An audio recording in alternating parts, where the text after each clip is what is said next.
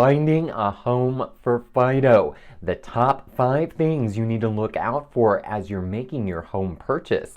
I'm Spade at Keller Realty. Stay with us.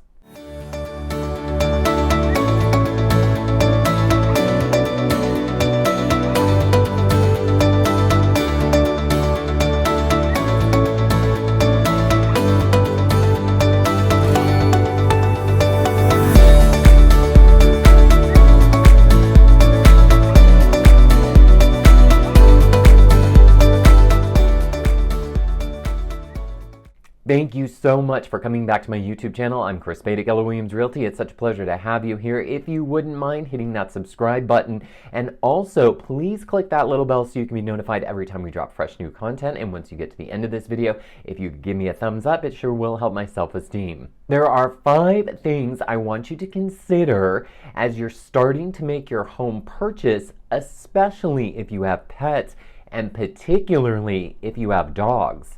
Now, the first thing you want to do anytime you're researching a home is make sure you know the pet laws that are in your community. First of all, in the city of San Diego, for example, your pet is not allowed to disturb the peace.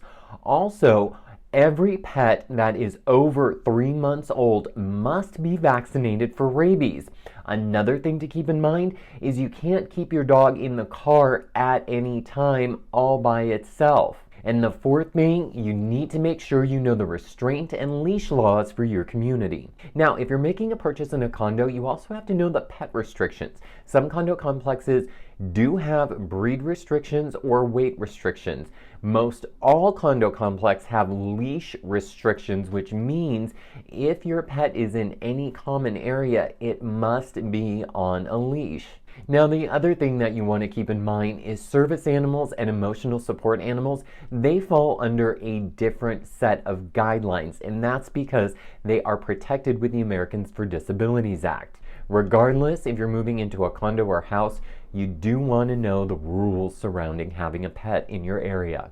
The second thing you want to consider is accessibility to pet services. What do I mean by that?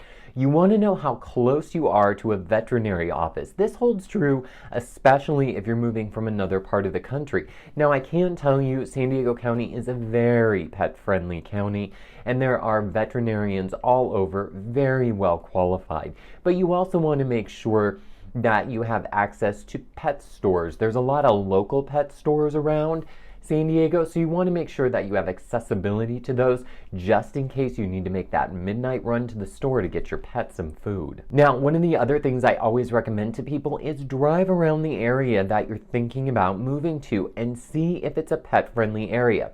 Now, like I said before, most of San Diego County is extremely pet-friendly, and the city of San Diego really takes pride in its pet parks or dog parks that they have around the county.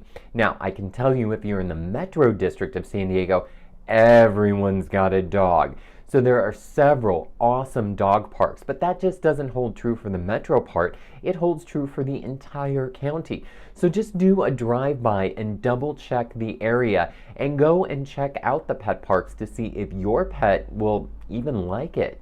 Now, according to neighborhood.com, there are 4 neighborhoods in San Diego that are the most pet-friendly. They are Sabre Springs, Kensington, Ocean Beach, and Hillcrest. Now, the other thing that you may not think about, but you really should take into consideration, is consider your home's layout. Now, why would you want to do this? Well, it also depends on the age of your dog. So if your animals are older and they're going to have a hard time getting up the stairs, maybe a condo or a townhome with stairs is not going to be your thing. Or if you may just not want a 2-story house. So you really want to do that. The other thing is you want to make sure that there aren't small spaces for your little furry friend to hide in and get stuck. You want to create a space for your pet that's going to be open, where they can have their bed, and that it'll be quick accessibility to food and water. So layout becomes extremely, extremely important.